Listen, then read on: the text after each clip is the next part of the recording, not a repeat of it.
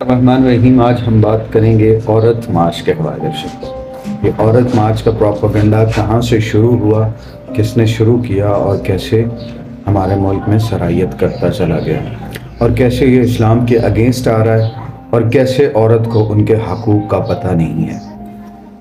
Actually مسئلہ جو ہے ہمارے ملک کا وہ یہ ہے کہ علم سے دوری۔ یہ جو تحریک ہے عورت مارچ کی، یہ شروع ہوئی ہے یورپ کنٹریز سے، اور وہاں سے اس کو شروع کرنے کا مقصد یہ تھا، پاک و ہند میں یعنی ہمارے ملک میں لانے کا مقصد صرف یہ تھا تاکہ عورتیں پاکستان میں یا کہیں بھی مسلم ممالک میں عورتیں بغاوت کرے اور ان کا نظم و ضبط جو ہے نا وہ ٹوٹ جائے اور ایک دوسرے کے ساتھ لڑائی ہو اور ان کے اسلام کا مرز وجود نہ رہے۔ ناظرین، عورت کہتی ہے کہ میرا جسم میری مرضی، جبکہ حدیث مبارک میں رسول اللہ صلی اللہ علیہ وسلم کی حدیث ہے کہ ایک عورت کی وجہ سے 3 مرد جہنم میں جائیں گے۔ ایک عورت کی وجہ سے 3 مرد جہنم میں جائیں گے، اس کا بیٹا، اس کا باپ، اس کا بھائی اور اس کا شوہر، جب اس کی شادی ہو جائے اس کے بعد۔ ناظرین، بات یہاں پہ یہ ہے، عورت کہتی ہے میرا جسم میری مرضی ہے۔ اگر اس کا جسم اور اس کی مرضی ہے تو اس کی بدولت یہ 3-4 مرد جہنم میں وصل کیوں ہو رہے ہیں، کیوں جہنم میں داخل کیے جا رہے ہیں؟ اور اسلام میں جتنی پروٹیکشن اور جتنا پروٹوکول عورت کو دیا گیا ہے، آئی تھنک کہ اتنا کسی کو دیا ہوگا۔ عورت کو سب سے زیادہ پروٹوکول اسلام نے دیا ہے۔ ایک دفعہ نبی پاک صلی اللہ علیہ وسلم کی بیٹی جناب حضرت فاطمہ سلام اللہ علیہ کے پاس مدینے کی عورتیں آئیں اور کہنے لگی، بی بی بتائیے کہ عورت کا سب سے بہترین زیور کیا ہے؟ تو مختلف عورتیں تھیں، انہوں نے آپس میں جواب دیا، کوئی کہتی ہے کسی کا مطلب کانوں میں پہننے والا زیور یا ماتھے پہ لگانے والا زیور، یہ زیور ہوتا ہے۔ تو جب بی بی سے دریافت کیا گیا تو بی بی سلام اللہ علیہ نے فرمایا کہ دیکھیے، عورت کا سب سے بہترین زیور اس کا حیا ہے۔ جس عورت میں حیا نہیں ہوتا وہ عورت ہی نہیں ہوتی۔ تو میری آپ تمام ماں بہنوں، بالخصوص جو لوگ اس عورت مارچ کو سپورٹ کرتے ہیں، میری ان سے ریکویسٹ ہے کہ آپ مجھے بتائیں کہ عورت کہتے کسے ہیں۔ محترم سامعین گرامی قدر، میں آپ تمام لوگوں کو یہ چھوٹا سا پیغام دینا چاہتا ہوں، خصوصاً ان عورتوں کو کہ جو کہتی ہیں ہم عورت مارچ میں جاتی ہیں۔ دیکھیں، عورت مارچ جو ہے یہ بالکل فضول ایکٹیویٹی ہے، جس میں آپ صرف اللہ کے نزدیک نہیں ہو رہی بلکہ اللہ کو اپنا دشمن بنا رہی اور اللہ سے دشمنی آپ کر رہی ہیں۔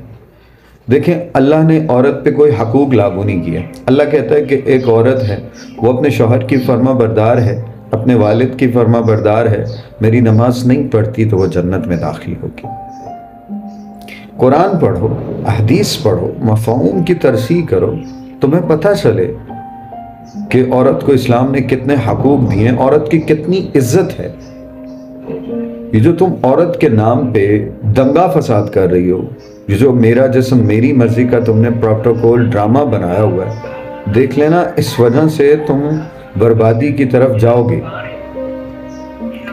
اور عورت کو اسلام میں اتنے حقوق ہیں، آپ ہمارے معاشرے میں چلے جائیں، آج بھی ایک عورت ہے، وہ اپنے باپ کی عزت کو پھیلان کے جاتی ہے، اپنے بھائیوں کی عزت کو پھیلان کے جاتی ہے، پھر بھی عدالت اسے پروٹوکول دیتی ہے یا نہیں دیتی ہے؟ بازار میں کھڑا ہوا ایک 3rd کلاس آدمی جب کوئی عورت کو چھیڑتا ہے تو وہ بھی بولتا ہے، کہتا ہے یہ عورت ہے، تم اسے مت چھیڑو۔